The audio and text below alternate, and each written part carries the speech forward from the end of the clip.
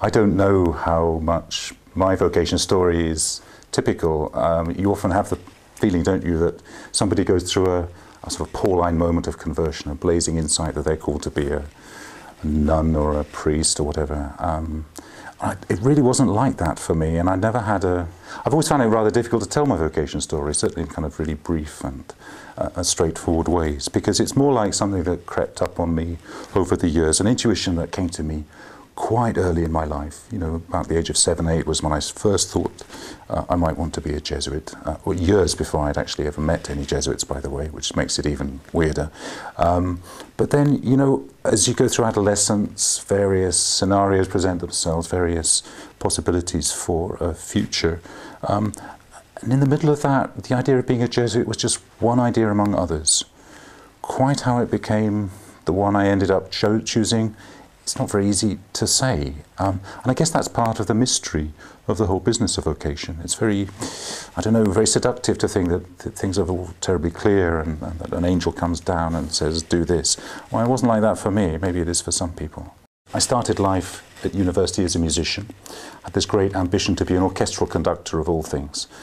I actually managed to do a little bit of that, which was fantastic. But I think fairly quickly, that sort of image of myself as some great impresario faded, and it was probably a mixture of realizing I wasn't up to it, but also, I think, and to be fair to myself, a sense that wasn't actually going to bring the fullness of life that deep down I think I was actually looking for. So in a flurry of indecision, I decided finally I would go for theology as my next subject, and it was really through the academic approach to theology that I started to come back to the Catholic tradition, which I got a complicated relationship really, as many teenagers have. A sense that there's something very important here, but I wasn't really satisfied with the Catholicism that I'd met. So that was already a little bit unusual. But then, again, in the middle of that, I started to really meet Jesuits. And I remember the first Jesuit I actually met at university.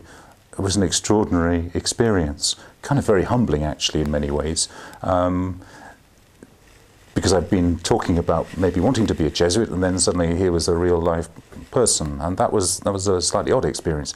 But there was a quality of being listened to and being understood, which I really, really valued, and which certainly reinforced my sense of wanting to be a Jesuit. I wanted to be able to offer that kind of listening, that kind of welcome, I think, to somebody else's story. It seemed really, really valuable. So bit by bit, a mixture, I suppose, of really beginning to pray, beginning to understand the Catholic tradition at a much deeper level, and then actually taking the risk of doing a year's voluntary social work in Birmingham with a group called the Jesuit Volunteer Community, which is still going. That was a real turning point too, partly because it was really hard. I was working with a group of young homeless teenagers. I barely understood a word they were saying at the beginning. It was a totally new world for me. I was absolutely not skilled, and to be honest, I still don't really have much skill in that area. But a real eye-opener, going right out of my comfort zone.